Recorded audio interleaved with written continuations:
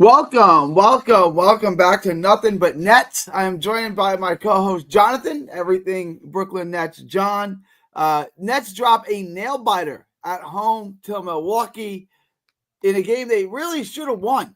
A lot to get into. John, we'll get to you. Introduce yourself. Just give me your kind of preliminary thoughts on the game.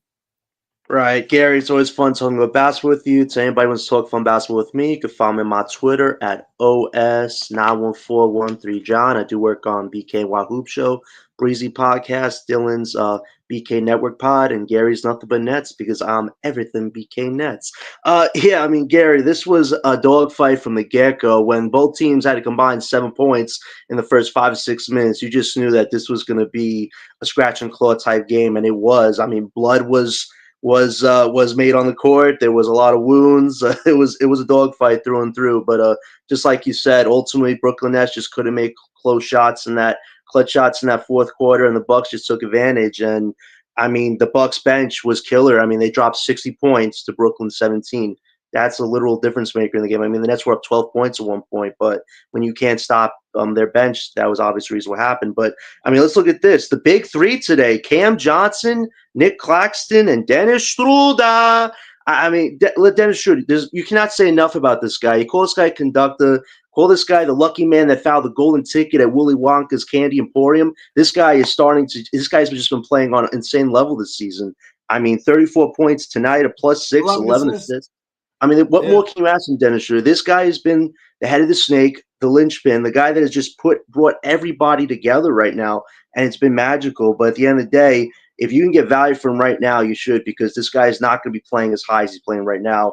And Claxton, this guy found his inner alpha today. I mean, he always finds his alpha against Giannis, but today it was what you want to see from Claxton. Like, you wish Claxton was giving you 21 points almost every night, but these type of games you enjoy for what it is, because Claxton did play like he wanted to be here today, but we got to see more from it. And Cam Johnson, +9, best of the night, 26 points. I mean, this guy's playing like an all-star role player right now, and he's probably the best trade asset on the market for any team that believes they can win a title. So business is coming soon with the 7:15 fast approaching. But yeah, it was a fun-fought game tonight. Just Brooklyn couldn't close. I want to just read off Ben Simmons' stat line because we're talking about him in the green room. Ben Simmons, 0 points, 0 from the field, 3 rebounds, 1 assist, 2 turnovers, 2 personal fouls in 17 minutes and 36 seconds. Thanks for the effort, Ben Simmons. Thanks for showing up. All right. I want to get into Nick Claxton because Nick Claxton seems to be playing with a bit more urgency. 21. He did something he never does, and that's get a double-double. 21 and 10. He also had 3 offensive rebounds, which I think might be a career high for him. I don't know. He never gets offensive rebounds. But 3 offensive rebounds, 21 point, 10 rebound, double-double. Is Claxton playing with extra motivation? If so, is it because he wants to be traded or is it because he wants to stay? But the last 2 games, there seems to be a little extra pep in the step of one Nick Claxton. I mean, like you said, that's such a double-edged sword question, because a lot of times this season we've seen Claxton not look engaged. I know people want to say it's the injury, but injury and skill set are 2 different things. And if you could play on the court, your skill set has to be comprehensive, at least for a good part of the game. And Claxton's had a lot of games where he doesn't look like he's focused, not part of the offense, the emotional ejection fouls. It's just like, if Claxton, you don't want to be here, you got to start putting on performances to make your value go up. And boy, has his value gone up. That last game against the Pacers, he showed some fire, but I even said, I want to see you do this against a better opponent.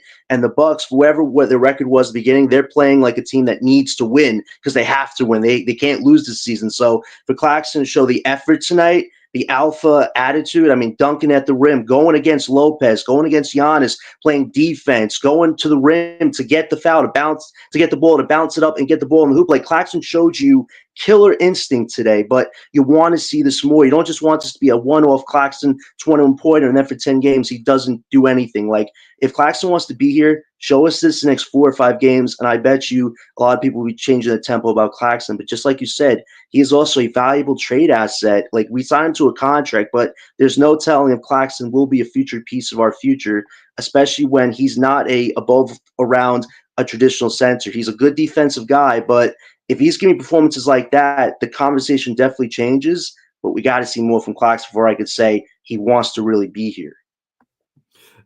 Does he want to be here, or does he? I mean, Cam Johnson is clearly playing to be traded. Well, I want to address that. I mean, if you played basketball before and you show up to the court and you know that you're one of the best players on the team, you have a certain amount of confidence, right? Where I'm going to take these shots and no one's going to say anything to me because I'm one of the best players on the court. Or the other thing is when you're playing with guys a lot better than you, the mindset is I'm not going to take any dumb shots. I'm not going to force things up. I'm going to play my game. If the shot's coming to me, I'll take them. Otherwise, I'm looking to pass. Is that kind of the mentality you think Cam Johnson has? Because last year when he played with Bridges and stuff, and he wasn't very aggressive. He's certainly a lot more aggressive this year, and he's putting up a lot more shots than he was last year. Is it just a confidence thing that, okay, I'm one of the best players on the team this year, I'm going to put up these shots? Great question, Gary. I think it's a real combination, but I think, like you said, Johnson is thinking about his future past his team. Like he says, I'm very happy to be here. I'm loyal to the soil. I want to build something with this team. But when you're playing like this, we've never seen Cam Johnson play at this type of level. I mean, he's dropping 50% on field goals, 51% on three-point shots. When you have a value like that and it's this high and it's probably never going to get this better, you got to be traded at that point. And I think Johnson knows that, but he's also saying, you know what? As long as I keep to myself, as long as I keep being a yes guy for this team, my record, my value is going to grow. And maybe Johnson's doing this as a way to help Brooklyn. Maybe he feels bad at the sense like if I go, this team is obviously going down the mediocre road, but he's also like he's playing both sides the right way. Johnson is actually doing a great job with that this season. But I think also he's healthy finally. I mean, this guy has never been healthy for a long stretch of the time to maintain anything close to this. So I give Johnson all the credit in the world for being professional, for working hard this summer in Coach Jordy's military boot camp program. And clearly his confidence has gone up. I mean, tonight he took another Kevin Durant-esque three-point shot. I think Bobby was guarding him. It was like 5 seconds on the clock. He's dribbling. He's like, you know what? I put it up. And he made another one of those long three-point shots. I mean, his three-point shot this season has been on another level, but his solo offensive bag has finally been shown during a lot of parts of these games. So, yeah, this is the best Cam Johnson you're seeing.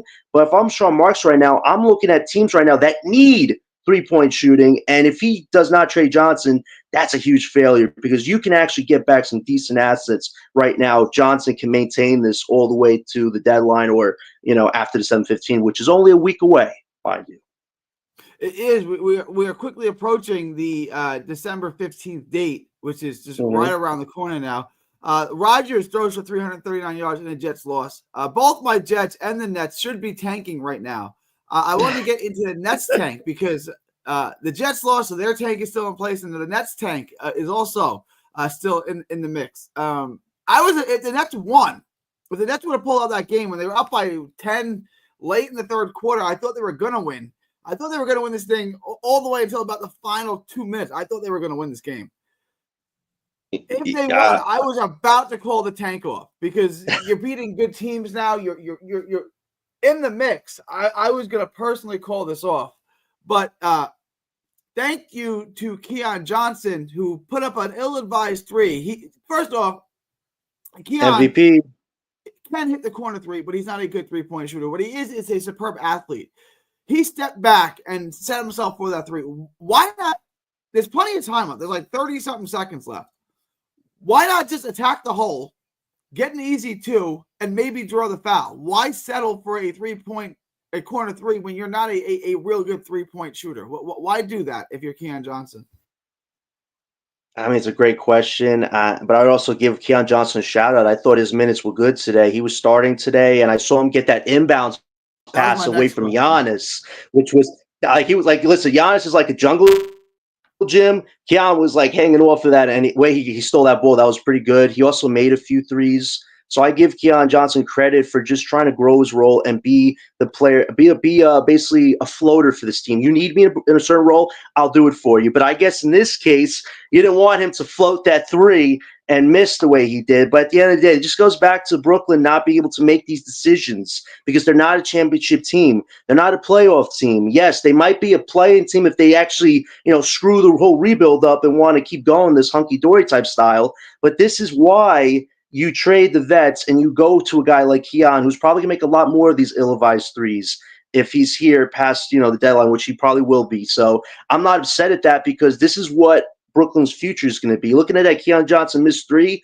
that's a forecasting of what you're going to see. If Brooklyn, even with the vets off this team, if they're very competitive, if these guys are taking those types of shots, you're going to lose to a team that just has more veteran experience and it's a team that wants to win this season. So I'm not going to give Keon Johnson a full-on blame, but I understand as well that, you wish that somebody else would have took that shot or went for the two instead of the three. But at the end of the day, we are trying to get a top draft pick. So I'm not upset at that, but I understand why some people would be upset. John, but why take the shot? You have a clear path, an easy two that cuts into a 1-point game. You may even get fouled because you are a super athlete.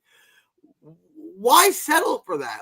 You didn't need to tie the game right there. There was possessions left in the game if you play the foul game. Why settle? I mean, look, if that's Schroeder, if that's Cam Johnson, okay, take the three. Keon did hit 2 threes, but he wasn't exactly cooking. He was 2 for 8 for the day. Why not take the easy two? I agree. I think he probably could have, like you said, he's got the high vertical. He could probably maybe got the foul, but at the same time, they were defending him pretty well as well. So maybe Keon's like, this is my only chance to do something stupendous. But also at the end of the day, we just got to realize, this is why Keon Johnson is a role player for a reason. But I'm not going to blame him for it. And here's another thing: look at the league right now. The 3-point shot has gone up and above right now. Everybody wants to take threes. Like the mid-range shot, those types of, tie game type shots, they're kind of going away now, and everybody's just doing this 3-point thing. So, and also remember what Jordy said, I want 53s a game. So Keon is probably taking his advice to heart, and that was probably what he was thinking in the moment. But at the end of the day, some of these guys just aren't good decision makers. So I'm not going to hold it against Keon, but I understand why you'd want a Schroeder and Johnson to take that if they were in that position. Yeah, I would have. I'd have taken the easy two. Keon Johnson's not a shooter. I mean, he can hit them. He can hit the corner three. It's not his strength. His strength is his athleticism. Put the ball in the basket. Make them make a play. Make them foul you. I also wanted to get into Schroeder. Schroeder had a nuts day. I wanted to talk about. Well, first, let me ask you. Now that we're on Keon Johnson, we'll just skip right to it. Keon Johnson is starting. Mm-hmm. Okay, he's starting. He played 21 minutes. Okay. Why is he on the court to close? He should not be on the court. I mean, he gives you a little bit defensively, but he's not, he's not Herb Jones out there. He's not a defensive stopper. Why is he out there? Why is he? If you want to start him, I don't care. Why is he closing, though? That's my concern.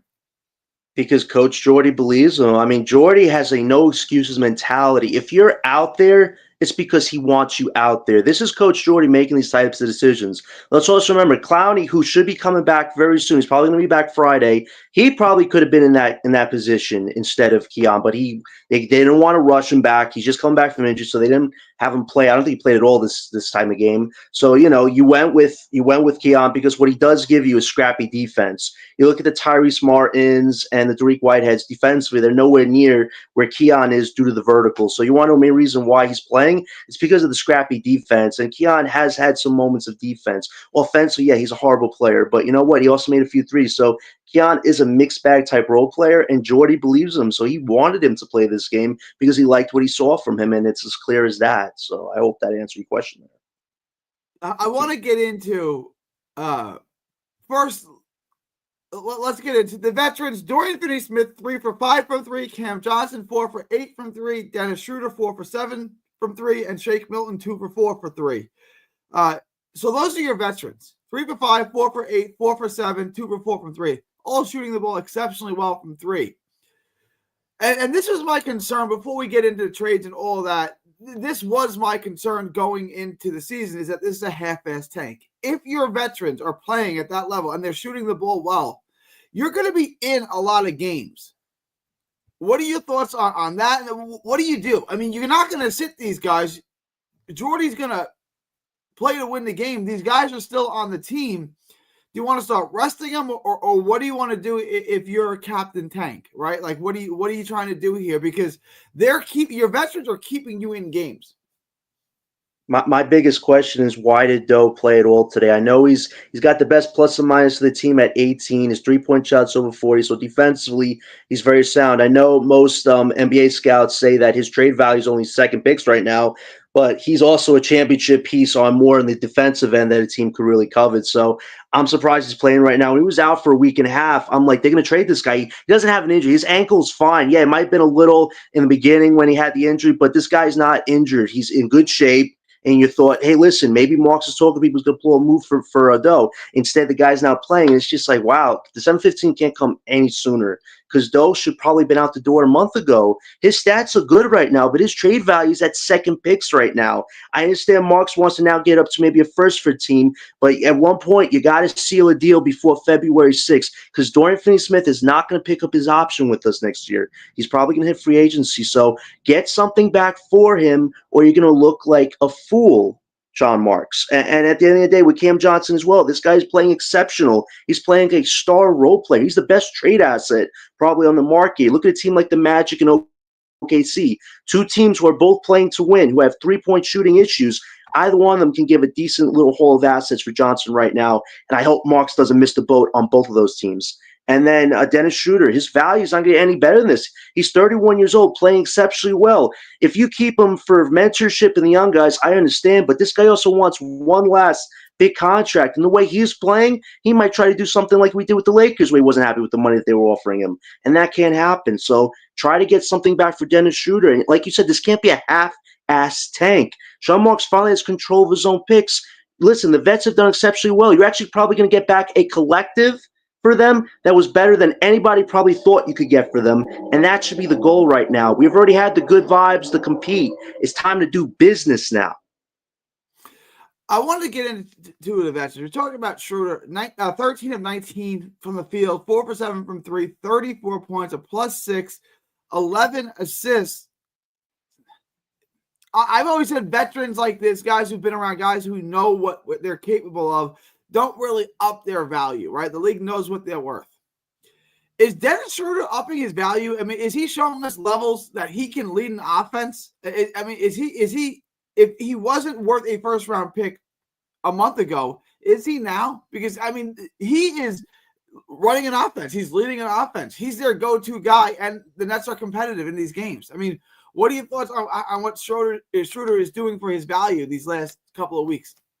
I mean, like I keep saying, I've already said so much about Shooter. I think people are like, John, we know you like Shooter, but we also know you want Shooter out this team. But like you just said, I mean, Shooter's been exceptional. I mean, he has been the glue guy, the ringleader, the guy that's gotten the young guys all to buy into Jordy's system. He's been an extension of Jordy on the floor with making all the assist passes, making the clutch buckets. The fact that Jordy lets Shooter call his own shots, that level of trust is a special thing.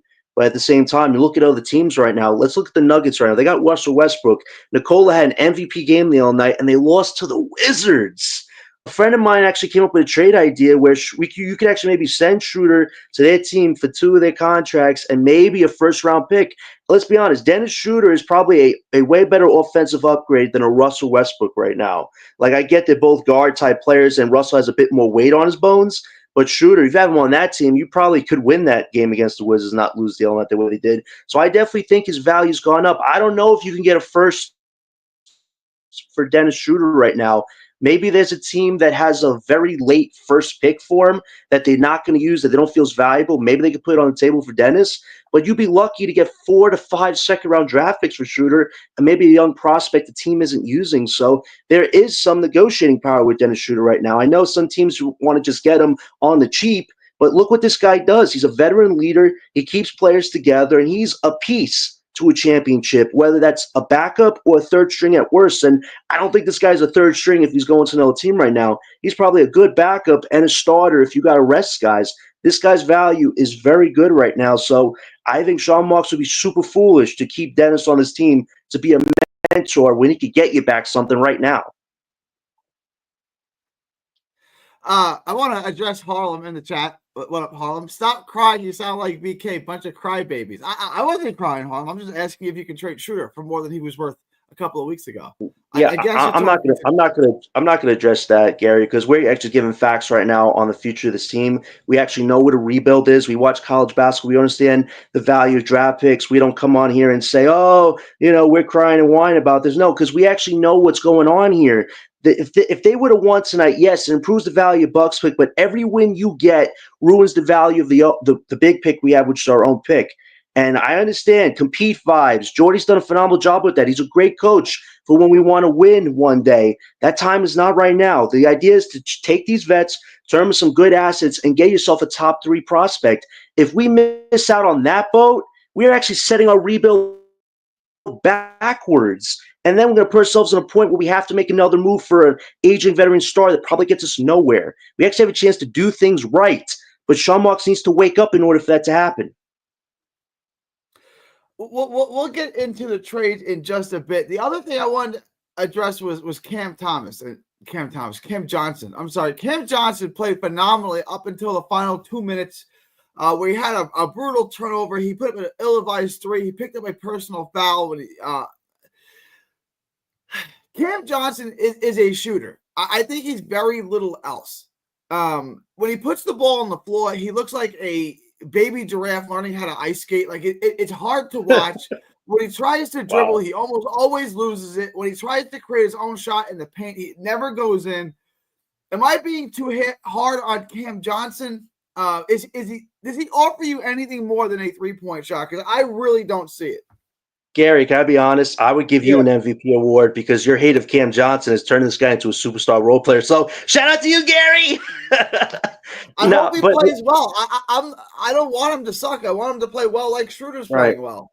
Right, but let's also look at the fact of Johnson's first part of his history of being in this league. He was inconsistent. He was unhealthy. He wasn't this all-around great scorer. He was mostly a 3-point scorer with very limited solo offense. This season, he actually has a coach that believes in him, that has challenged him. I believe you that Coach Jordy has challenged Johnson to say, hey, you know what? I know you can shoot the 3, but I need you to work on expanding your offense. I need you to be a better defender on the court, and I need you to be able to make clutch plays. So far, Johnson has checked all those boxes, and now he's probably the most important role player trade asset on the market. We have a chance to make a team, potentially, a championship team, and get back a decent haul of assets for Johnson. And those are very rare situations with a role player, mind you. So if Sean Marks doesn't turn this into some gold, it's one of the biggest waste opportunities you can have. So I appreciate this version of Cam Johnson, but it's not going to last when he turns 30. So you enjoy this right now. And Johnson has basically given any team that wants him a window to win right now because he can do a role on any team right now and give you some exceptional offense the way he's playing. Cam Johnson is averaging 18.5 points a game on super efficient shooting. So if teams are looking at statistically, he looks like a good player. Statistically, he looks like he adds value. If you're going to trade him, like I said, December 15th is just a week away.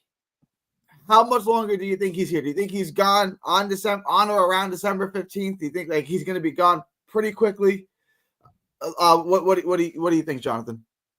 I think once December 15 goes next weekend, and we're going to have a big discussion about that, that's when business time starts. That's when all the teams evaluate, am I a rebuilding team, am I a tanking team, or am I a championship team that needs another piece here or there to win? There are definitely a bunch of teams right now that need a Cam Johnson. Forget the contract. You look at the scoring right now and you want to win, it's definitely worth it to cash in on him while he's playing his best. You look at 2 teams right now, OKC and the Magic. Let's get into the Magic first because we were going to talk about this. Franz Wagner, the guy who's been the plan B option after Paulo went down with injury, playing out of his mind. He just went down with a torn oblique injury. How rare is it 2 top scorers on a team that's playing to win both go down with the same injury? Look at a team like the Magic, who we've been connected to. Now there's desperation on the Magic's part here to potentially give Brooklyn not all of what they want, but close to what we want. If we give you a Cam Johnson, who could be that third piece on the team, whether that's starting or playing off the bench, a Johnson, Wagner, and Paulo combination, that's probably 60, 80 points a night if all 3 are playing as good as they are. So if they're willing to put a Jet Howard and that Nuggets protected 2025 on the table, that's a business deal you make for Johnson right now that makes both sides happy, especially a team that wants to win and a team that wants to collect fair value. You look at a team like OKC. They have the most assets in the league right now. They can give us close to what you want. I know some people are saying 3 picks for Johnson. I don't see any team doing that except a team like OKC if they believe they can win with that talent and a talent like Johnson puts them over. So say you get 3 firsts from OKC and some matching contracts, you got your full value back for Johnson. So his value is high right now, but this is the time to cash it in. I feel like Okay, shout out to King Ribby. I like his idea. Like, subscribe, and share. It's a good idea, King Ribby. I want to ask you about that, right? Because you're talking about the value of Cam Johnson, and then you're saying his value is a marginal role player and a pick, and a late first round pick. If his value is that high, why are you saying his value is just Jet Howard and a protected Denver Nuggets first round pick? Because those are assets that we want back from them right now. I know somebody put out a trade idea recently about Anthony Black. I don't think we're going to get Anthony Black for Cam Johnson. We got to be realistic. The goal here is to push a fair value trade over and get a deal comparable size. You get Howard back, young prospects, got a connection to his father, Jawan. Definitely it could be a potential piece of our future. You get that Nuggets pick. That's for 2025. We have 5 first. That's a movable asset pick that can get you maybe a draft pick if you're not happy with where we select with our later picks. That's 2 pieces of a puzzle for us in our rebuild that I think makes a fair package. Now, if OKC, like I said, is willing to offer more than 2 picks for Johnson, clearly that goes over what the Magic want to offer us. But at the end of the day, if OKC ain't offer anything for us, I look at a team like the Magic that gets you close to what you want for Johnson. Because let's remember, these NBA league people want to say he's only worth the first pick and that's it. No, you're worth the first pick and a prospect the way he's playing right now. And if I'm Sean Marks, that's a starting negotiating value price for me. So I definitely think the Magic are in that desperation mode because you just lost 2 of your best scorers, and you need somebody right now to keep you above water till Paulo and Franz comes back. And Johnson has shown you with lesser talent, he can be a glue guy right now if they need him, which I think they do. Well, I want to address that, right? Because Jet Howard makes about what makes a minimum salary. I'll look. How are we going to make the money work? I agree. The nuts and the bolts of the trade is Jet Howard. The Nets get Jet and that first round pick from Denver via Denver from Orlando. But Jet Howard's contract is, hang on, I'll look it up right now. 4 years, $23 million. So he's making $6 million a year, roughly. Cam Johnson's making 25. How do we make that deal work? There's a couple of vets on the team. I know after December 15, Gary Harris' contract becomes movable, and he's a veteran that maybe could help the Brooklyn Nets. He's not a guy that's going to win you much if he's a main vet on the team, but he's a matching salary piece. Cole Anthony, he's probably the biggest salary piece that you can match to get close to Johnson's contract. And Cole Anthony's a young guy that's kind of lost his role on the team with the Magic. And obviously, the way Johnson's playing, he's an offensive upgrade over Cole Anthony. And just like you said, we're going to need some guard options if Dennis and Simmons is eventually sent home. And maybe you could play a Shake Milton with a Cole Anthony to be your starting and backup guards on this team during our rebuild process. So a Cole Anthony, Gary Harris, Jet Howard, and draft pick, that kind of gets you close to what you got to match up to get Johnson. And I think that's a fair deal for both sides. I really do. If the Magic are the best team we can work with right now to get that Nuggets pick and Howard. I do agree that they are the best team to work with. I agree. So if you take on these other pieces, if you take on Cole Anthony, if you take on Harris, you're going to have to either buy them out or cut someone on your roster currently because you don't have any roster space for them. Do you want to cut Tyrese Martin? Do you want to? How do you want to work that? Well, I think you could cut Gary Harris. I don't think he's making a lot of money right now, so maybe that's a guy we buy out, eat the money, because it's not going to hinder us. I'd buy him out. I would keep Anthony,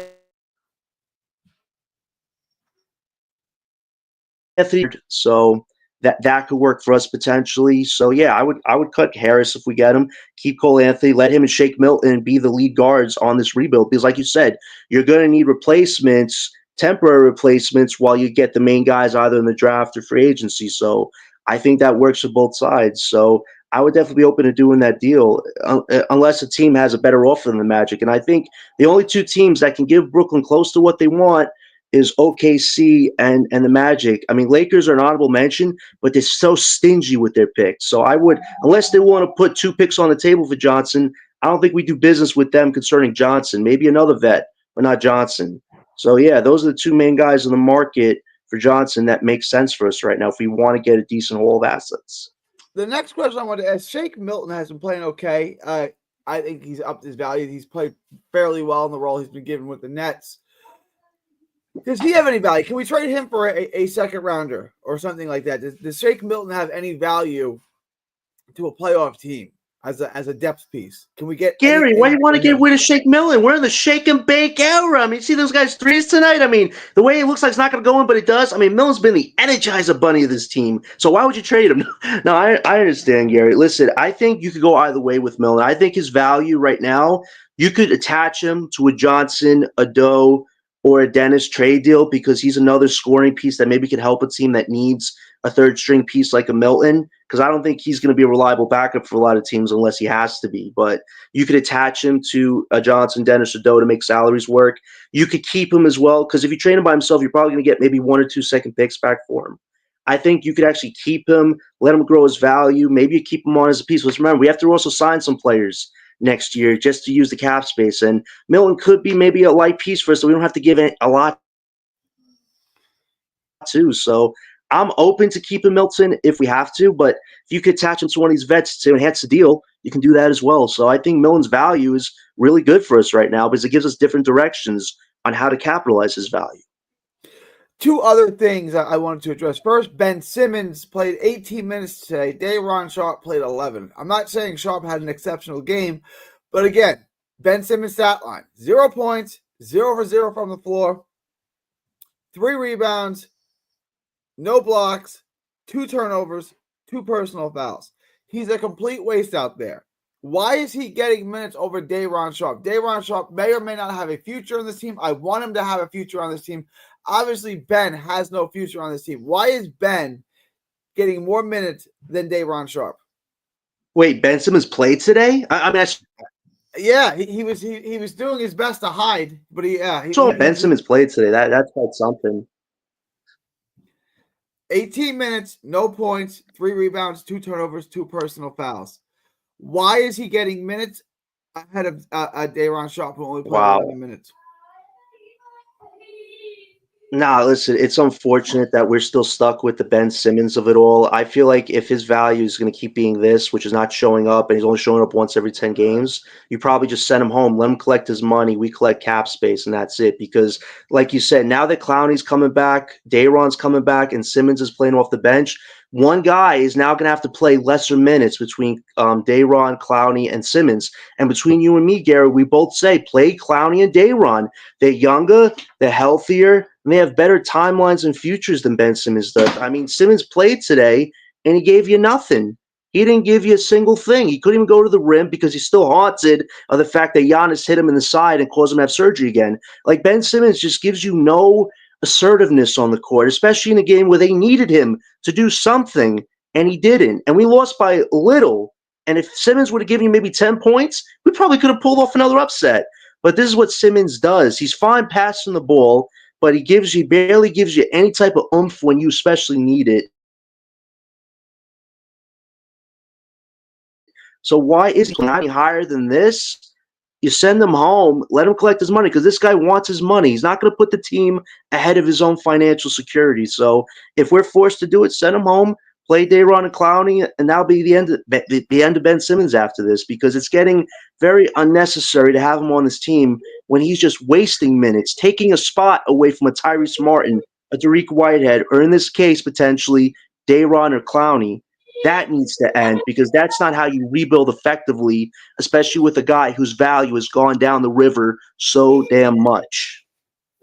I want to address this. DJ in the chat said Giannis was very mid. Exactly why I would never go for Giannis. He doesn't take games over when he plays against mediocre talent. He's right. In boxing, we call fighting down to the level of competition. Giannis absolutely plays down. He fights down to the level of his competition.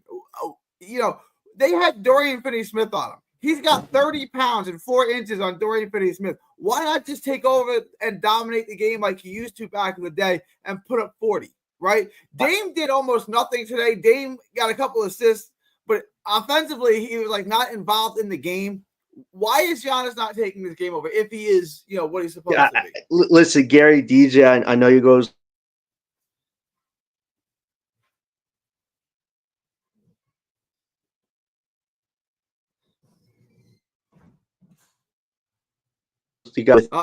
without Giannis this season for the Bucks. Wait, Gary, can you hear me now? Yeah, you're breaking up a little bit. Listen, I know you and DJ are not. I know you and DJ aren't high in Giannis right now, but without him this season, the Bucks aren't competing for nothing. I think he's now the leading scorer in the NBA because he's had to drop 40, 50 points a night. I mean, they're at 500 just because of Giannis. If Giannis wasn't playing these games, they'd probably be like 0-20 right now. So I understand Giannis doesn't take over like he did 3 to 4 years ago, but he's still playing at an MVP type level. Now he's potentially available for a scoring title. And in this game, he actually dived for a loose ball and actually got, I think, Gary Trent Jr. an open three. I mean, he showed hustle in this game. Giannis wasn't playing super low to us. I understand as well. He's not dropping 50, 60 points every night, but still, Giannis did his role today, and he's the reason why they won. And the bench dropped 60 points. So I don't think Giannis had a horrible game, but, I understand people Nah, want this guy he should to. have took over, bro. He was very, DJ, very DJ, minimal he tonight, still bro. dropped a lot of points. He also We got bled. He No, DJ also in the died. house. it's not the stats. What Hold up, on, hold on. DJ? That's What why up, you can't. DJ? Yeah, what's up, Gary? Appreciate you having me on. You can't look at the stats. Cool, he had 30 something points, but it's not even just about looking at the stats, bro. If you watch that game, he should have took that game over in the fourth quarter. DJ, do the Bucks win without Giannis playing today against us the way we were playing? Yes or no? Right? No, we don't. They don't win against us if That's not Giannis my not point playing. though. My point is that yeah, you can't hold on. You take Giannis off your team, you're not winning. Of course. I mean, that's just a no-brainer. But like games where he's like against mediocre talent where there's no elite talent next to on the opposing side, the opposite side, he doesn't take the game over, bro. Right, but DJ, look at this situation right now. They have no real assets What on that situation? I team. mean, he's in a great situation. He has Dame, No, bro. he's in a horrible situation. The Bucks have to win, or they're breaking all that up this season. This guy's had to play every But Jonathan, you're saying exactly what I'm saying. Like if he's not, game. He's had to give you if 50, Giannis 40 is not points a playing, night. okay, If hold he on, ain't hold on, giving hold you on. that, that team is flowing up shit creek right now. You're saying as if like Dame is just playing with a bunch of just regular guys. Like he's playing with elite level type of talent, bro. He still has Dame on his roster. Like there's no excuses. And they were all hitting their threes. Everybody on Milwaukee was Dame hitting ain't their playing threes like an elite today. player this So season. you got to either sell out. But neither is Giannis. No, the Like his 3-point stats is not shots. telling the tale, bro. I mean, you could look at his stats and all that, but he's not playing like how he was in 2021, bro. Yeah, I but you gotta look at the agree. His team right stats now. Is might be Brook fine. Lopez? He's not the John. Would you say he's the dominant force he was in 2020, 2021? No, Would you say he's that dominant force? He's not. He's not the level he was then, but he's still pretty dominant right that's now why for you what can't he's keep looking doing at for this stats, team. bro. No, but listen. The Bucks are in such a crappy situation. If Giannis wasn't dropping 40, I 50 watched points a tonight's night, being game, bro. the I did leading not. scorer in the NBA, the Bucks are not even in a playoff.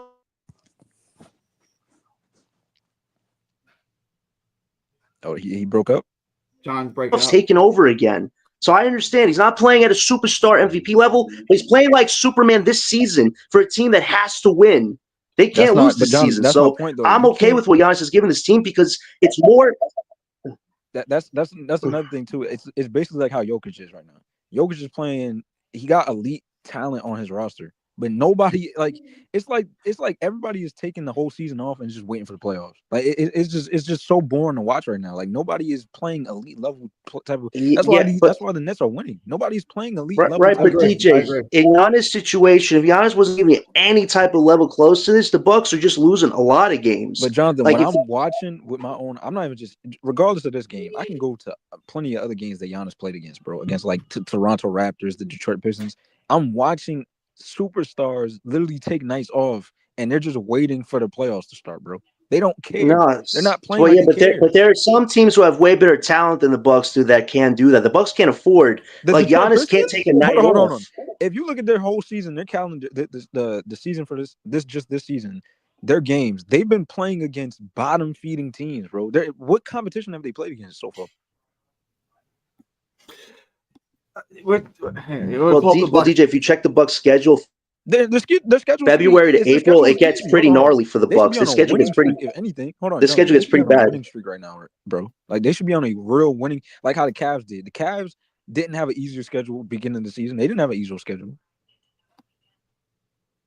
Yeah, but the Cavs have a lot more younger talent. They have a big Nah, four, no and the excuse. Bucks They just just have playing Giannis hard, and bro. Dame They right playing now. hard, And, bro. and let's call out Lillard, man. This guy made a statement a few days ago saying, want "Oh, hang on. the defense against me is I want to overrated." get on that real quick. I want to get on that real quick. Okay, so this winning streak. Okay, they beat the Nets. Before that, they lost back to back at Boston, fine, and they lost at home to Atlanta. Then came their winning streak. They beat Detroit. They beat Washington. They beat Miami. Okay, decent win. They beat the Hornets. They beat the Pacers. They beat the Bulls. And they beat the Rockets. Rockets are a good win. He's not wrong. Like, that's not really murderer's row right there, John. It's not. The Bulls, the Pacers, the Hornets, the Heat, the Wizards, the Pistons. Yeah, but here's the thing, though. Giannis Yeah, you should basically be playing for. name me one Yeah, player. but here's the thing. But here's the thing, that can though. You guard cannot Giannis have on Giannis. that team, on Listen, those you teams. can't have Giannis play less minutes on this team right now because Dame, when he's by himself, is a huge liability. I saw Trendon Watford No, dominate Dame Jonathan, at the I agree rim. with you. Hold on. I agree with you that yeah, we played hard tonight, but you got to understand, bro. What I don't appreciate from Nets fans is that y'all looking at the Nets perspective and saying, "Oh, we're playing hard. We're close games with the top teams." I mean, of course, yeah. When these top teams are not playing well, bro, they're not playing hard at all. No, They're not I playing understand hard. what you're saying that the They're not first half taking of the any of these season, bottom feeding some teams some serious. teams aren't, but I just want to give you context with the Bucks. They have a lot riding on this season. Like if Dame and Giannis don't win the title, they're breaking it up. Giannis is already thinking about his future outside of here, and Dame has a $60 million Well, that's option coming Giannis's up, which fault, bro. I I mean, I've wouldn't never want been to pay high on Dame. Listen, Giannis. what Never been Dame high is on giving you Giannis. right now, just with offense and nothing else in between, isn't worth $60 million, especially when Dame has never won a title in his life to validate getting that type of money. So they have to deal with that on top I of mean, well, his you lack of could blame defense. Like this guy you gets could cooked by blame a almost lot of people for everybody in the that. league. You could blame the fact that he ran into the And what about Warriors, bro. Middleton, You could DJ? And DJ, what about Middleton? He just came back after being out for 2 months because his ankle's a shot. Like he's not playing anywhere close to where he was a few years ago. So Giannis has to carry a huge burden. I well, I get you mean, that. yeah, you could say that, but Chris Middleton, I mean, he is old. He is, and he's coming off an injury. Yeah, So I mean, it's about time for him yeah. to hang it up anyway.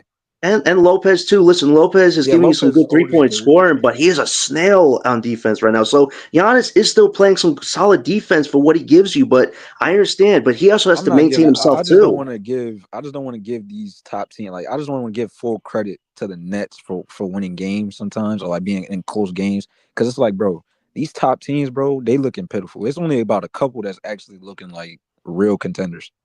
But I Right, want and not I want to address that. I said that in the beginning of the season. I said they got a bunch of guys playing for their NBA lives. They have a new head coach full of piss and vinegar who doesn't want to go on 12-game losing streaks. They're going to win a bunch of games by accident. They're going to win a bunch of games just by working hard and playing with a ton of energy. And that's what you're seeing, right? They didn't win today because Milwaukee needs to win games. So, I mean, Milwaukee picked it up and made shots when they had It to. it really yeah. did. In the fourth quarter, it looked like they wanted to win, but the rest of the game, it did not look like they cared. Right, but Milwaukee's talent compared to the Nets is like when a one They should have seed blown us plays a out. I 16 agree. seed. Hold They should on, have blown Gary. us out. Yeah. They should have blown us out, bro. They should have. You got Giannis and Dame on your roster. They should have took that game over. Well, DJ. Well, DJ, I got a question for you. With this Claxton, with the way he played, he usually played well against the Bucks, but why can't Claxton give you this type of energy and assertiveness against any other type of competition? He always plays down to guys that are not on a all-star center level, but he plays well against a Giannis or Embiid once in a while. Like, why can't this be consistent with Claxton I at this think that's point? just the effect. Think of like the Ben Simmons type of effect where he's good, he's bad like for like mad games, and he has that one good game. It's like that. It's kind of like that situation. And That's even BK goes on worse. live and says, look, Ben Simmons had 14 points and 6 rebounds. Like, come on. Yeah. The Like guy's making $40 that's million not gonna a year. happen. Let's not Yeah, that's brag not that he gonna had He happen. 14 didn't do and 6. Yeah. anything today. This guy was burning empty cardio, man, on the court. I mean, it's embarrassing. I know he has When's the next game we play? Tuesday. Friday against Memphis, I We got a believe. bunch of days off now. Yeah, we got a Friday. bunch of days Memphis. off. So Yeah. I mean, Claxton might have a good game, but then who knows, bro? No, listen, if he was giving you Let me 20 points. let me get DJ and LBL in on this. DJ, LBL, Claxton's played better the last 2 games. He's played more aggressive. He's grabbed offensive rebounds. He's got a double 21 and 10 today. LBL, you go first, and then DJ. What's your thoughts on Claxton? Is he trying to get traded? Is he trying to stay? Or what's your thoughts on him picking up his play? Well, I think they all want to play well, right? I don't think anyone doesn't. It's not like, well, I'm going to play good so that I can get traded. I think they all want to play well, but he was more involved, and his I gotta admit I didn't get to see the I left partway through the third quarter because I had to cook dinner, but uh, as I was, what I did see was he was very involved. He was very psyched out for the game. almost as if he was auditioning for a Milwaukee or something. He almost looked like that. You know, so and he looked like he was really into it, and that's the thing. All the time I saw in live time, Ice the Eskimo was saying, "Look, you guys were talking about Claxton, John, right?" And then Mhm. this is Jay said it too, right? Jay said it too, like, "Hey, John, look at Claxton," and I was like, "Man, he's having a great game, but it's okay, It's like we Finally, want him, we want him to have great games like that. We want him to do well like that." And then I put in parentheses, "Yeah, bring up your trade value. That's what we want. he We want did. other teams to want him." Yeah. I want to ask you about that. I'm all, and I'll put this to DJ. I want to trade Claxton and play Sharp more. I think you can extend Sharp next year for $8 to $10 Yeah, I million. want to too. I think he's got more upside than Claxton. Is Claxton a tradable asset with that contract? I think he is. I think he is a tradable asset. It just depends on His if play. he can have more games like that and play well. He might be a difference maker for somebody out there that really just needs the interior defense. And Right. if that's the case, then and it doesn't. We don't have to be greedy about it because what we're trying to do is get from under that contract. And what we're trying to do is, get draft capital. So you don't have to be greedy. Maybe a future first Let me and put a and a hypothetical to throwaway. you. Let me put a hypothetical to you. We trade Claxton to Atlanta. We take on Capella's expiring deal, buy him out, and we get a first rounder from who's it from? Who's the Hawks first round pick from? Is it New Orleans or something? Yeah, I think it's New Orleans. New Orleans first round pick. It must be an And old pick, oh, right? they have the Because Lakers pick. They No, have it's they have the it's the it's the it's the deal. I think it's that pick from the trade they did with DeJounte Murray. okay. So because I thought the Pelicans had their own pick this year. I thought the Pelicans had their pick and Milwaukee's. so If let's it's say both. I think it's just uh, one. I think the Pelicans only have one. a future I, first round pick and you buy out Capella's contract. Would you do that trade, LBL? I definitely would do it. And one of the good things about like with Capella is because you definitely want to buy out Capella if I mean because that's an expiring deal, right? Yeah, Yeah. Yeah, so you want to do that because it shows good faith in that you're allowing Capella to join a playoff team as well. Other players around the league and other agents, they like that you're not going to hold them on to, for us. So I think that that's a good deal all around. And the only thing that we're doing is we're cutting those other years from Claxton and we're getting a pick, And like I said, it didn't even have to be this year. It could have been next year or 27. I don't care. I just want to get from under it because I think the way the league is going to, I think once the league starts seeing guys that are thicker, like the Derek Queens and those type, I think they're gonna start saying, "Man, we can't play all of these little skinny guys at 5 anymore." And I think that's the way. It all has to depend on what your offense is gonna do. Because Sharp, we know, is a good rebounder, in per minutes. But we have to see, well, how can he? And we have to really experiment to see if we want to re-sign Sharp because maybe in a more extended role he gets exposed more. Maybe he's a foul machine. Who knows? We just have to play him to see. I want to put this question to DJ.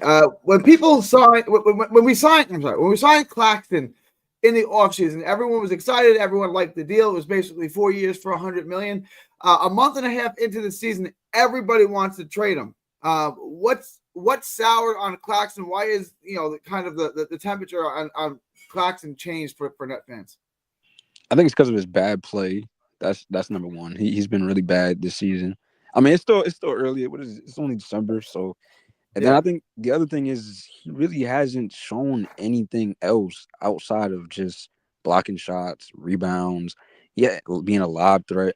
He hasn't shown anything else to be worthy of that $100 million contract. So, I mean, yeah, you could say he got paid for the defense, but I think that's why everybody's just really sour on him. He hasn't really shown any type of improvement outside of just blocking shots.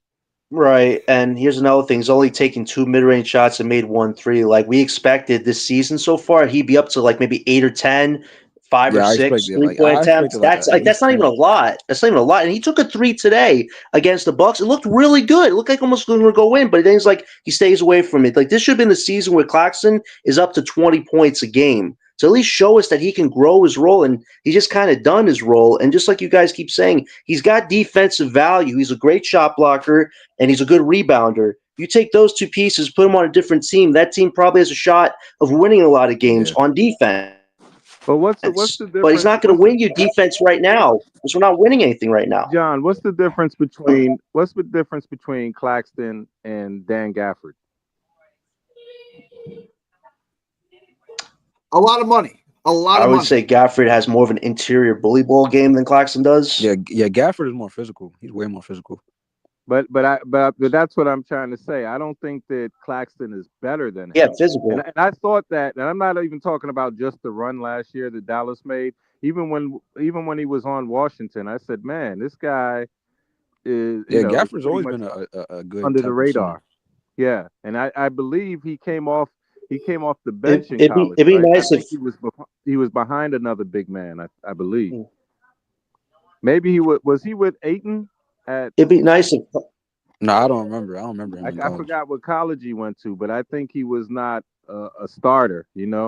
But Gafford went to Arkansas. I don't. Yeah, so he was. Yeah, so then he was with Ayton then. No, Ayton was in Arizona, right? Where was Ayton? I'll look it up. No, hang on. I'm looking at it right. I thought he was with another big. Started. He came off the bench a little bit his freshman year. I'll look up who started, but Gafford started in college. It'd be nice if Claxton could just get up to 240 pounds or something. Like he's been at 220 for years now. And you look at all these ascensions that bulk up. The fact that Clowney weighs more than Claxton already, like that's spectacular. But it might be he's only been in the league for a year. Type. He's already got 20 pounds of muscle. But John, we can't blame that on the guy. I mean, it's not like he's saying I want to stay skinny because I'm a model or something. It's like somebody. I mean, you make that argument though, LBO, with the way he's got that as a part of his life. And I understand it. Business over. I can get by the part of not by this time you think he'd be up to 20 a game, but he's never shown that propensity to score. So you can't just magically right. But LBL, did you see how different the team was tonight with him actually being more of a scorer? The team was energized. The Bucks weren't playing good defense. Like Claxton, they don't expect this guy like he's going to do offense. When he does, it's really impactful. And I would support Claxton more if he showed a willingness to do it. But since he doesn't, you could really only go off his value being a defensive big that can guard 1 through 4, shot block, and rebound. And that could help a team out, but it's not going to help us out because our timeline is 2 to 3 years away where he'll be like 28. If he still has this same type of game, there's going to be centers that will surpass Claxton. A lot of centers have passed Claxton. Yeah, and like, well, what DJ, that's a problem. Well, from what DJ is saying, like what I'm saying is that it's not so much the point total, it's the fact that if you shut down the lobs, he's virtually useless on one-dimensional. Yeah, so, and that's a good point. That's a good point. And I'm glad you mentioned the phrase one-dimensional because that was one of Sean Mark's. That's one of his things that he's really got to get out. He had these out of this world offensive players in Kyrie and KD, and so then he started picking out guys like they were specialists. Like, well, this guy can shoot, but that's all he can do. This guy can block shots, that's all he can do. But now with Jordy and with a younger team, we need guys that can play an all-around game. I mean, I'm so tired of the phrase two-way player, meaning that he could play offense and defense. I mean, that's ridiculous. Just play some D. And you know what's crazy? When I look at the Knicks, one thing about them is their team, they demand defense from everybody. Even when the guy's not a good defender, they still demand defense. And they will boo that guy. And it's kind of like what it is with the Garden. It's like they're so demanding. And then they have the right coach for that too. But Jordy is demanding too. But I'm saying we have to get to that point where we're not accepting guys getting beat off the dribble. We're not accepting guys not diving for balls and everything. That's the way we have to be. I agree with you, LBL, and I think the good thing is December 15th is next weekend. The vets have gotten the values up as more as you can. I mean, Schroeder, this guy, I don't know what he's doing to play so well this season, but his value is not going to get any higher than this. Cam Johnson, he's just trying to stay. He's trying to I understand. I understand that, DJ, and you were so right. We got to get off him because this guy will demand some type of money from us the way he's playing. He's not just going to be like, I'll take whatever you can give me. Traded. I see Nah, everybody else he's getting traded, but not yeah, Schroeder. but his value is good. Like a team could utilize him right now as a backup or as a veteran presence more than we can. Yeah, And but if he's only an expiring, but think about it, John. If he's on an expiring deal, right? He's on an expiring deal. yeah, and So like that's why the league people they'll say he's probably only just worth second wait round until like his picks. deal is But expired and they can just pick him up in free agency. I mean, why nah, trade for I him? But you know Well, what? DJ, But let me ask you this.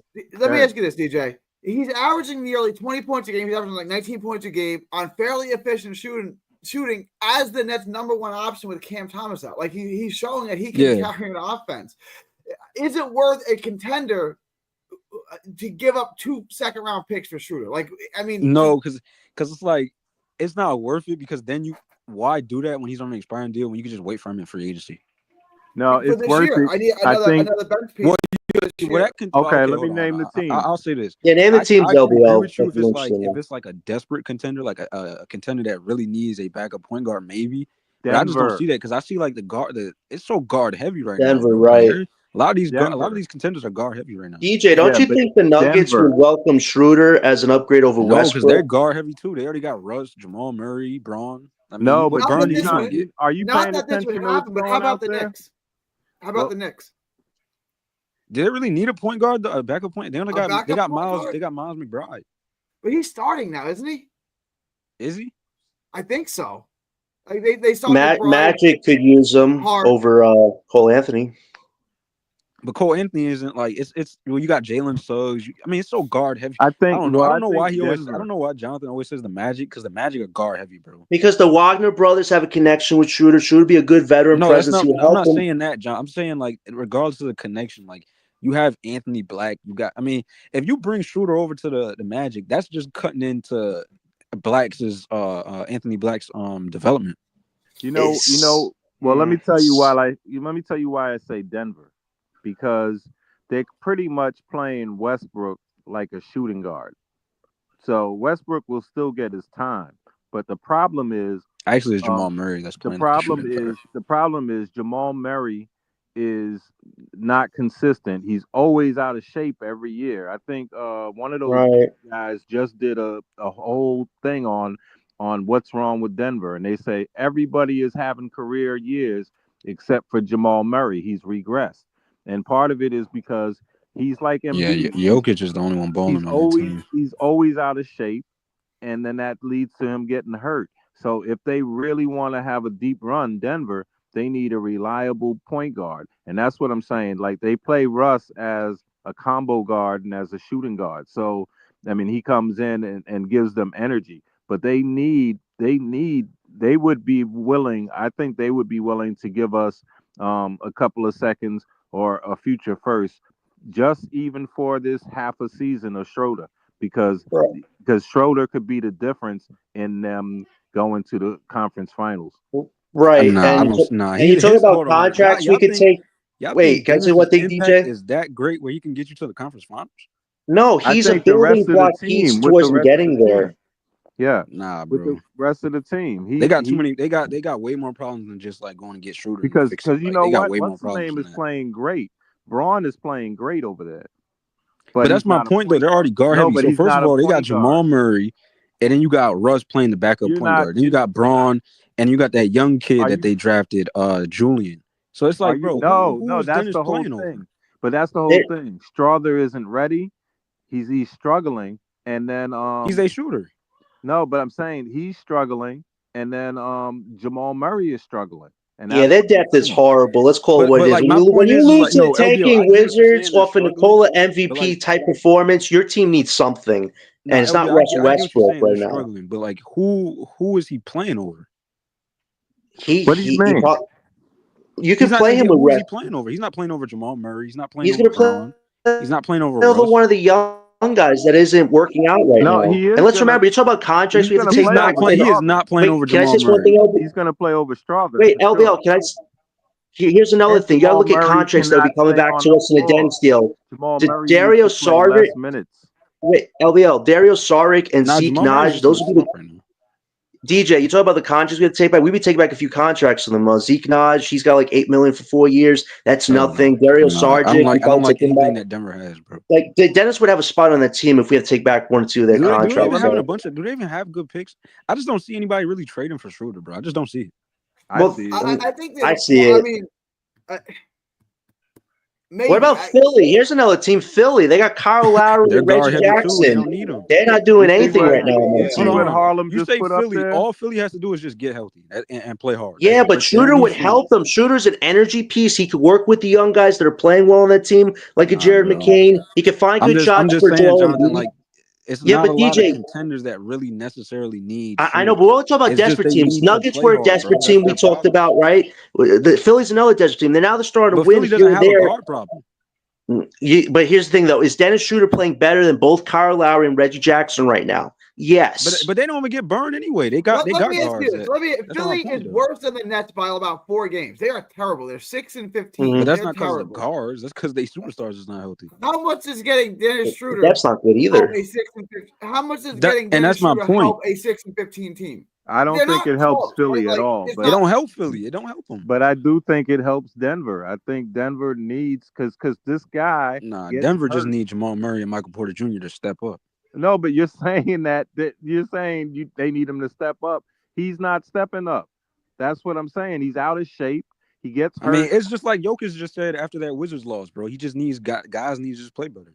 Yeah, but I'm saying, but if they don't, you're gonna take. What are you gonna do? Go into the off season and say? I mean, they just paid him a boatload of money, and just to say he needs to play better is not enough.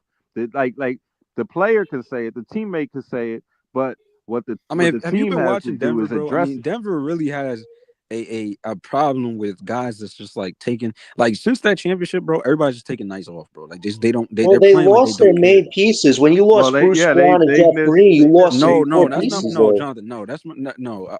The role players is not. That's not the problem. The problem is that Michael Porter Jr. He's not playing hard. He's just taking nights off. Right, Jamal right. But Murray's taking DJ, the nights off. problem was they let those pieces go. You let excellent depth go. Now you have these No, young guys I who can aren't agree with playing you, as but that's not well. their problem as of right now. As of right now, the reason why they're losing games like this is because of guys not playing hard. Right, but I also give Gary a shout out and LBL for calling out Jamal Murray. I Oh mean, yeah, this guy and Aaron hasn't been Gordon, I as think got hurt healthy. too. Aaron You know, Gordon got he was hurt. a big part of the championship run, but now that Murray's got the Jamal's got the contract, And how you're much not do they seeing really him miss carry Bruce his Brown, end bro? right Bruce now. Brown hasn't even been all that good this season.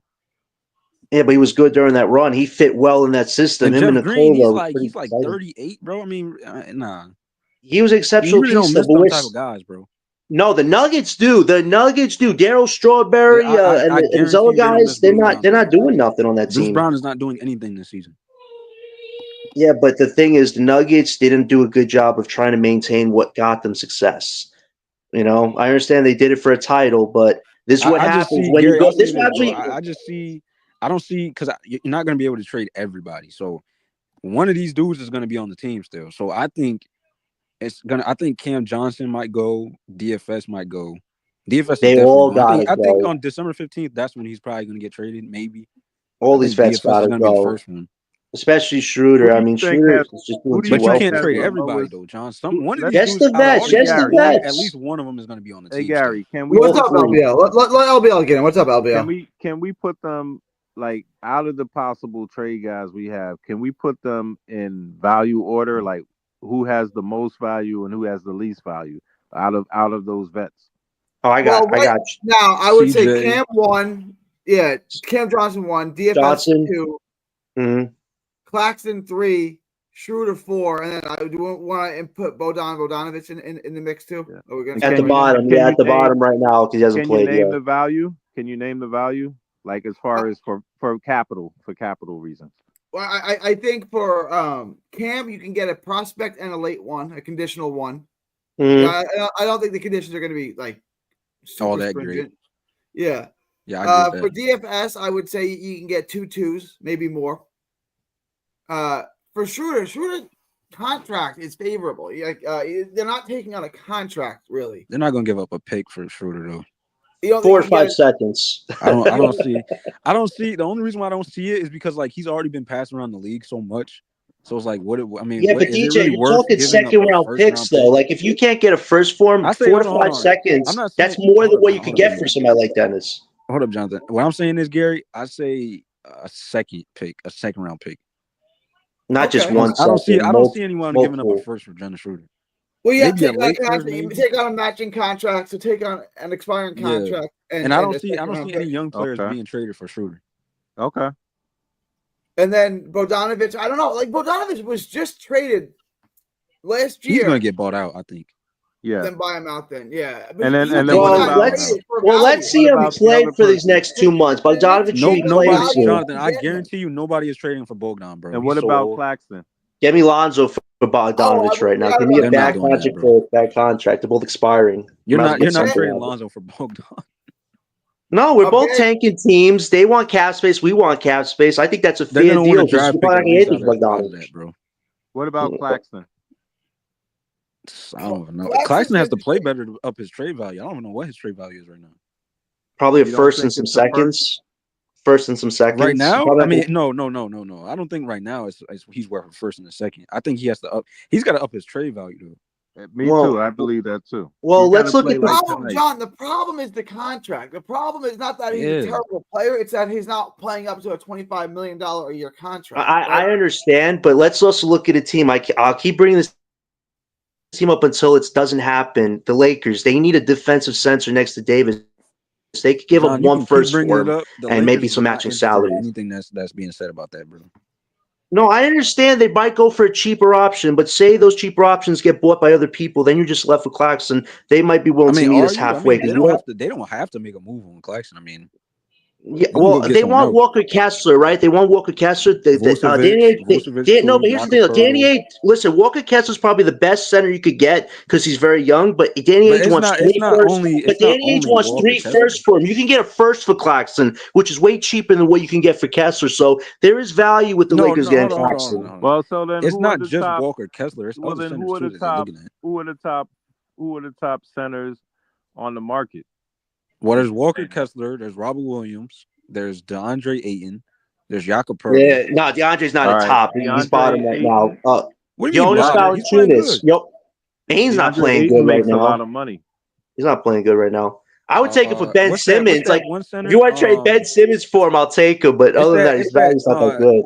It's that. What's that And one Robert center? Oh Williams, man, what's can his he name? stay healthy? Well, Jonas Valanciunas Yeah, and Jonas Nikola Valanciunas. Vucevic.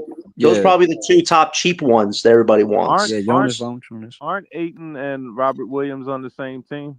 Yes. That's why I'm telling you that's one of the worst coaches in the league. The worst what? Chauncey Billups. He's one of the worst Chauncey coaches Billups. in the Yeah. league. You know what I mean? So, I want to. I mean, he is. Poeltl. Hold on. Credit to Chauncey though, because he is playing in the West, so it is. I mean, it is hard. Nah, It is what it is. But he's been bad like that even back when they had Dame. And I was watching today's game, and I was like, somewhere through the third quarter, I was like, man, Keon Johnson can't even score. And so Dame isn't playing any defense because he doesn't have to, because they're not even passing Keon the ball. And this guy, he's gone like 10 years without defending anyone. I'm saying Dame. I got two questions about regarding Claxton, right? Like Jakob Poeltl, we all agree Jakob Poeltl is a much better player than Claxton. He's a much bigger player. Yeah, he's than playing Claxton. like he's definitely playing. Okay, he makes $5 million less per year than the Claxton. So why would anyone look to trade for Claxton when they could look to trade for Jakob Poeltl? That's one.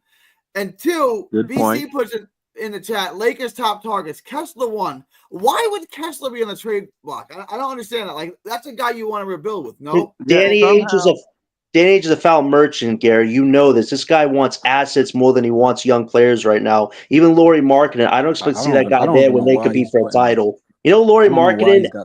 Wait. Do you know that Lauri Markkinen has the longest active streak of not reaching the playoffs? He's 8 years without reaching the playoffs. That's probably going to be 2 more years in a decade. So I think Danny Ainge wants to sell Kessler for like 3 firsts. But nobody's going to meet that asking price of 3 firsts right now unless they are desperate. I don't think the Lakers are that desperate. That's why I say Claxton. It makes more sense. I think I feel like Walker Kessler's worth at least 2 first-round picks. He is worth it. Yeah, but Kessler is 23 years old and he's great. 11 and 11. Why would they trade him? He's a walking and look at his double-double. blocks, He's Gary. 23. He Why blocks would they that trade ball, him? bro. Gary, I think that this guy is hell bent on getting Cooper flagged. That's what I think. That too. That's true. I mean, I don't understand, because if you put Jordy Fernandez, you give him that Utah team, they're gonna be like a 4th seed or something. You know, they're Nah, gonna win. I mean, if they're in the East, not the West. They're gonna I already win. know how this movie ends. Cooper Flag goes to Utah, and Dylan Yes. Harper goes to the Nets. I know how the script ends. It looks like the first part. Yeah, I think. Nah, I agree. I think y'all overrating Jordy, bro, because that is the West they playing in. The West is making the East look like the kiddie table this year. It is. Like, the East looks like absolute The trash. East sucks, bro. That was a good one. Hold on, Gary. It's been the worst conference. I think it's been the worst conference. Like, since KD, Kyrie, and James Harden left, bro, it's been just terrible, bro. Like, the Eastern Conference is just trash. The top 10 teams. You know in the what? East I don't really. the top 10 teams in the West are better than the 5th But seed you know in what? the East. It's I don't true. really get into that. You know, I don't really get into that East-West stuff because East is so much once better. it comes to it, Or the West. it's Man. like once you're in the finals, it's all about the matchup of the teams. So that's why I don't really. Yeah, but you typically see a lot of these West teams winning championships, though. Yeah, but you saw it last year with Boston. Boston basically got a bye to the NBA Finals last year, right? I mean, they didn't have to play one difficult series. Yeah, their comp was just crazy. Like, bro. when you Their get comp was easy just- series after easy which series, of these teams in the West would have beat Boston?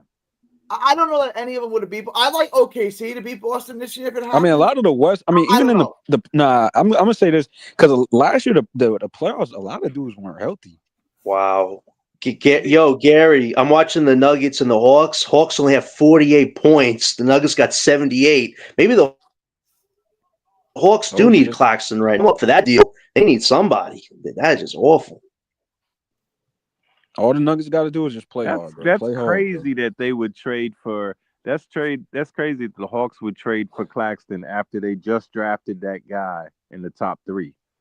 Yeah, but who works? But LBL, don't you think a Claxton Trae Young combo wouldn't be super badass? I mean, look at the lob threats. No, it wouldn't. Trae Young and a Congo actually, that duo was working. That duo was nice. Yeah. All they gotta do is just take Clint Capella and put him on the bench and then start a Congo.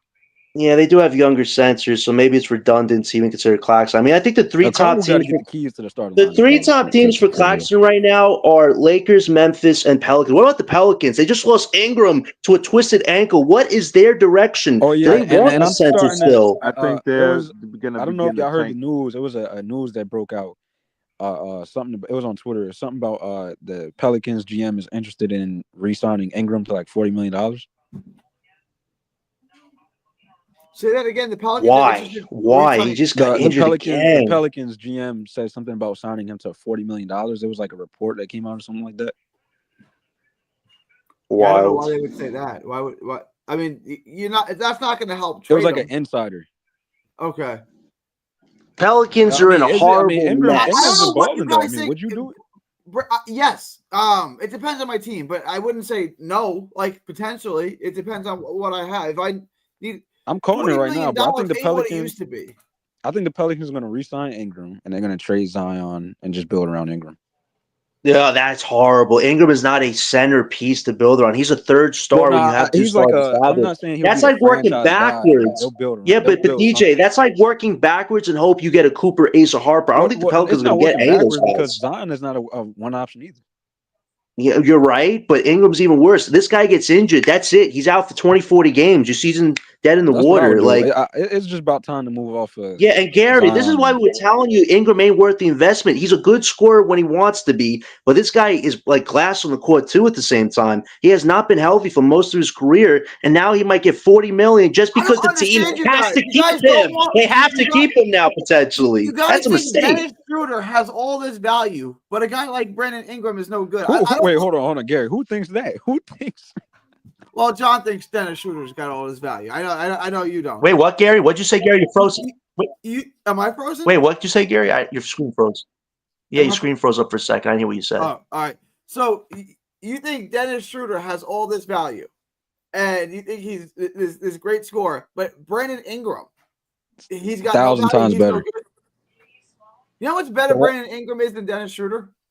Why are you even comparing the two? Ingram is a better scorer than him, but market value wise, I would say Schroeder has better market value than Ingram does right now. Who wants his contract? Who wants to give him all that money? No, I'm making a fair point here, DJ. I'm not saying Schroeder's worth any type of draft pick value close to what Ingram could get you, but is Ingram's value that good this season? Nobody wanted him. Can I ask you a right question? now. Who's going to give Dennis Schroeder a contract? I mean, the Lakers didn't want to. So, I mean, I don't know, but he's a piece right now to help get you over a hump as a depth nobody's piece giving right Schroeder a now. long-term contract, bro. I agree with you on that, but Ingram's value is not that high right now, and him getting injured is the worst case scenario because now this team might give you the money just because they had to. It's not that Ingram is a top star right now. He's I trying to feel recoup like his value in his career. New Orleans owns their own pick. I feel like they're headed toward the lottery. They That's shouldn't get what no I think. lottery pick. I'll tell you No, that I'm much. They were saying I supposed to think compete. because they have their pick, and they may have I really Milwaukee's. don't. I don't see Ingram getting traded. I think because look, they're gonna have by the time the draft comes, if they end up in the lottery, wherever they're at, whether they're the 10th or whatever, they still have tradable pieces in. They still have tradable pieces in Zion, and they have other guys. That young kid that's the shooter. They got guys that they have young players that other teams might want to trade for. You know, Now, Zion is the and biggest another thing question too, mark. bro. You know how hard it is for the Pelicans to find superstars. I want Who's to ask gonna you. I get to the Pelicans? want to ask this question. Right, this is That's gonna be why like they last topic. probably want the Then draft I gotta because sign this off. it's too hard for them. Wait, let's DJ answer this talked, question. DJ talked about New Orleans keeping Bi and trading Zion. So I want to do the Zion thing one last time.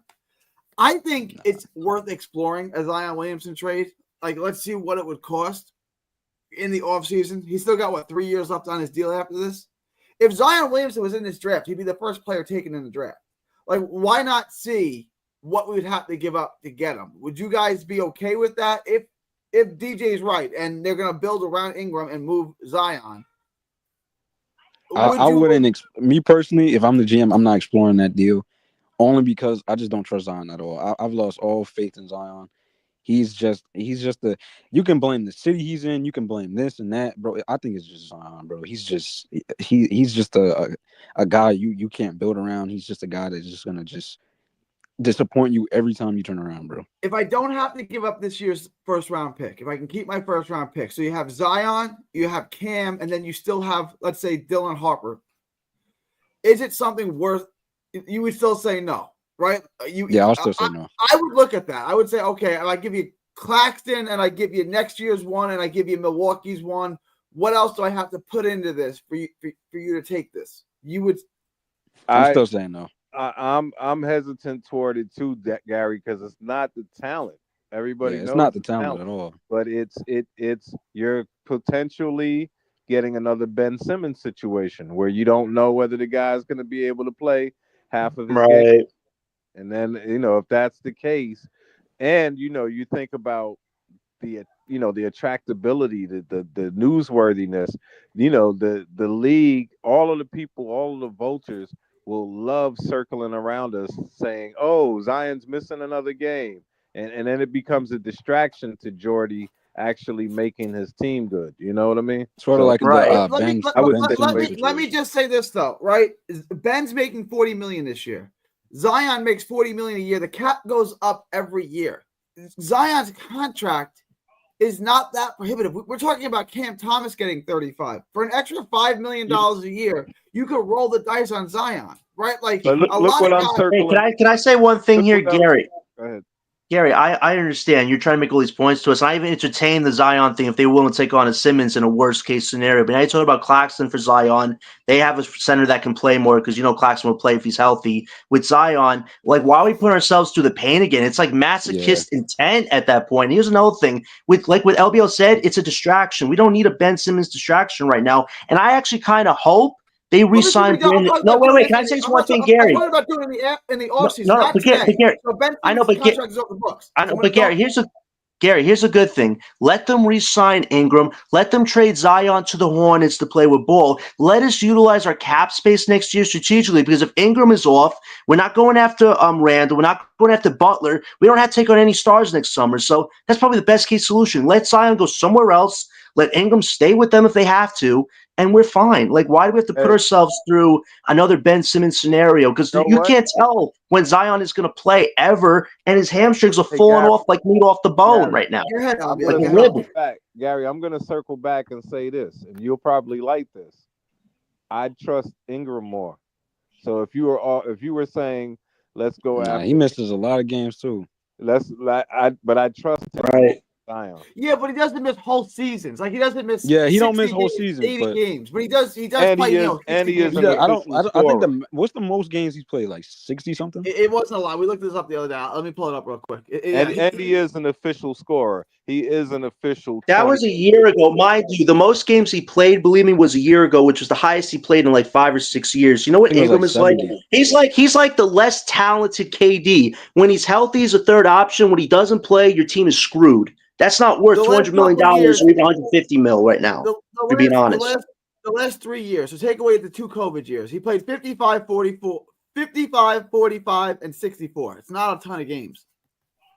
And on our team, he'd probably be a number one option. Let's not joke about it. But it's like we're going backwards, though, LBO. Why start Yeah, backwards when but we to be can go honest, Brandon Ingram Well, frontwards it isn't a with depends an real on ace who of we get Harper? because Ingram is if not a you're real getting number a one. if you're getting a Dylan Harper and you're getting him, that would make us incrementally better. You know, so I'm just saying out of that, that's what I'm saying. So I'm not Okay, saying that so LBL. he's just a So better risk than Zion. Well, LBL, let's say that we somehow magically miss out of the draft. Let's say Sean Marks is so bad we only get like a top 20 pick. Okay, if Zion isn't traded, maybe you could hypothetically entertain it, but then it's like Zion and a whole young core of players. Is that going to give us any certain window to get better? I don't think so. I'd rather bank on getting a top pick, at least a guy you could build around that's healthy and ready to go off the bat, than wait on Zion to get healthy. It's just, I wouldn't do that. I wouldn't even entertain that right now just because he hasn't shown he can be healthy. It's like a bad investment. It's like a Ben Simmons 2.0, but worse.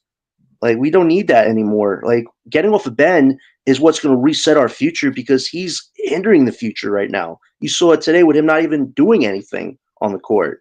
Zion's even worse because you don't know when he's going to play. So I would And just he bank on makes getting a top pick and let Zion go anywhere else he wants to go.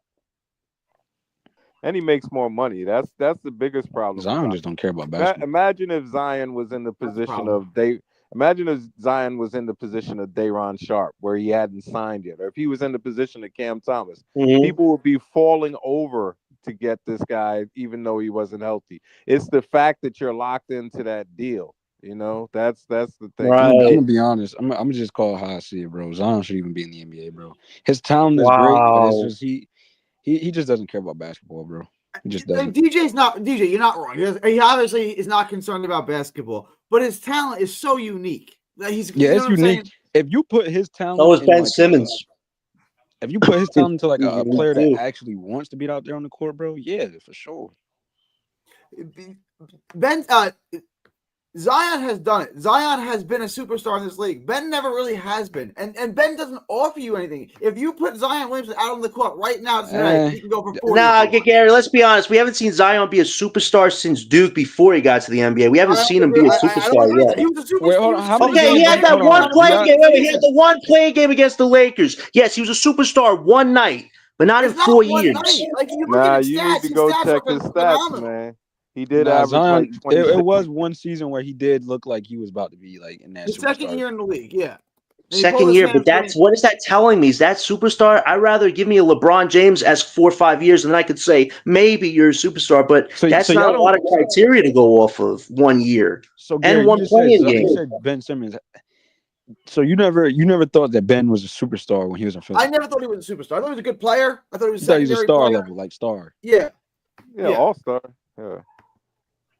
Nah, it just ain't worth the hassle, Gary. Like, we have a chance to get a fresh pick next year. We take on a guy with injury issues, with baggage, with attitude adjustment issues. It's Ben Simmons all I'll say over this, again. Gary. I wouldn't do the deal, but I'm not. If the Nets were like to say like we're exploring it, I would be okay with it. Like I would just don't do the deal, just explore it. Like, Well, let's see what I mean. Maybe you can get him for less than we're thinking. Maybe because of all his issues, all of his injuries, his attitude, he's super fat. yeah, Maybe but you who's to can say he's get gonna him play on for the us? cheap. We're gonna be It would You know just be what? nice if he was healthy right now Can and dealing with someone this baggage than can just Here's being the someone injured. problem, though. Zion's Gary. going to wake up one day, and maybe tomorrow, and maybe 10 years from now, and he's going to wake up and he's going to realize that he pissed away what could have been one of the most dominant careers in the history of the NBA. And Yeah. at that point, he's going to want to play. Now, I don't know when that's going to happen, But at some point in his life, Nah. he's going to wake up and He- realize that. Gary, How many he's years- got to get how the many years has he been in the hamstrings. league now? Gary, can you look up his deal again? Because his deal Yeah, his deal is in Zion's been in the league for how long now? I'm saying, but 4 they This years, is can't- year 5 years? 5. Same as but- Claxton and Ja. It's his But 5th can't year. they get out of the deal? I Nah, think the bro, that's- Pelicans. Yeah, it's not structured it. guaranteed. Yes, the 3 years It's are not- not guaranteed. You could get out of this deal. Yeah. So what's he gonna do, Gary? He gonna wait till he's 30 to realize that he's I- wasting No, away I'm his saying basketball no, but career? I'm saying if the deal is not fully guaranteed, that makes it more attractive to me. Because if there's a way that you can get from under it, that makes him more attractive. Because then you're Yeah, not but stuck. if you he's give gonna- up multiple first-round picks and a player to get him, and then I can get out of the contract. Well, you Oh gave no, away I those wouldn't picks give for up nothing. multiple firsts for him. That's Oh, why you're we gonna have- shouldn't you're do gonna it if have you to. gave away for It- Gary. Nah, That's Gary- why you can't nah, do Gary- the deal if you gave Gary picks is away right. for Y'all nothing. only looking at it from the Nets' perspective. The Pelicans, if they have a way to move Zion, they're gonna ask for first-round picks. It's not to say Yeah, they're gonna but- get them, but they will ask for it. Yeah, That's they're why not you gonna should. get it. That's why you shouldn't do it. And here's Because it is another Zion thing. Williamson. Like, you got to realize that is talent sitting on they roster. Yeah, but here's the thing, though, DJ. A chronic back is one thing. Chronic hamstrings No, is I a get death. what you're It's a saying, death Jonathan, nail for a player. If his hamstrings aren't getting any healthier, and he's only So 24. Jonathan, if you're he the can't Pelicans, play. if you're the What's up, Pelicans Nate? and you're about to move Zion, you're not asking for first-round picks. You're gonna ask for multiple first-round picks, bro. That is Zion Williamson. No, I know. One pick. You know what an NBA executive said recently? It might be worth just a. But that's being a bad GM. If you get one first-round pick out of just trading Zion, that's bad. That's a bad move. That's bro. horrible. Zion's that's a horrible. generational. I understand the Pick issues. for it. I So you understand offer the up a work, pick but for him. Maybe that's. Zion could be one of the most dominant players that's ever lived. Right? And to get one Yeah. first-round pick for him, you can't do that. But he's not, Gary. He's not. Why outbid ourselves? We shouldn't outbid ourselves. We don't have You're not to. going to get him. Again, we're exploring it. If it's too much, then I'm out. But if I can get him for 2 ones, Is there No, a world? Jonathan is not understanding. He's just looking at it from the Nets perspective. Is there We're a talking world about where like if you the would- Pelicans moving Zion, Hey, you're gonna is ask there a for world first-round where picks. you would? Is there a world where you would give up maybe say, two? You know, we have 4 picks this year, right? Our lower two first. Yeah. Plus Cam Thomas and someone else. Whoa, LBL. Whoa. I don't know about that, buddy. I'm trying to give How you Nick about that? Claxton. I'm trying to get off of Claxton here. They're right? not gonna take Claxton. They're not going to. No, they need a center. Wait, But no, the DJ. reason They'd I be said more Cam willing to Thomas take is because- Claxton if they need a center. Jonathan, The reason You're I said trying, Thomas you're is kind of because he's a undervaluing proven Zion. scorer I get the and he injury played and all, at LSU. but if you're the Pelicans, bro, if you're the Pelicans, think about this. If you're the Pelicans from their perspective and you have a way to move Zion and you're looking at the Nets, you're not gonna ask for just Claxton. You're gonna ask for multiple first-round picks. You're gonna ask for Cam Thomas. No, DJ, here's the thing, though. DJ, I'm an NBA executive right now. I look at what he's done these last 4 years. He's nothing close to a superstar. I would be generous giving you 1 first, multiple seconds, and a Claxton. Take it or leave it, and that's it. That's the like, Nets, I'm not going but to give anything else for that. Again, that's you're looking at it from the Nets perspective. All right, I got to wrap this up. No, guys. I'm looking at it from an I gotta NBA wrap this up. perspective because you would have to be Salute, crazy to Gary. give up multiple firsts for Zion Williamson at this point. Hey, Gary, when's great our show, next man. Fun show tonight. When's their next game? Friday. Not Friday. till Friday. We'll do something during the week though. It's not till That's a we long time, man. Yeah, they got a lot of days off. No excuses. Hopefully They we should- can who get we some play? movement.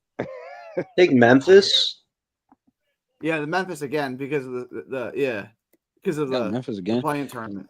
Oh man, we're playing a lot of these same Memphis teams. on Friday, yeah, and then Oh, Cleveland on yeah. Monday. LBL and DJ, me and Gary are going to do a December 15 trade deadline beginning special next Sunday. So if you guys are online available, we'll let you guys in and talk with us, all right? You Yeah, guys that are sounds good. available. That'll be fun. Yeah. I think it's gonna be a lot of moves on December 15th. No, Maybe starting. not on It the should be team, but starting. They'll stop moving. They'll stop moving. Yeah, they got to start moving them. All right. Start I giving got- us ideas. Yeah. I gotta Thanks. wrap this up, y'all. Appreciate All right. y'all. DJ, Fun show, LBL, guys. John. Yes, Appreciate you guys. Thanks, Be Gary. All right. Thanks, everyone.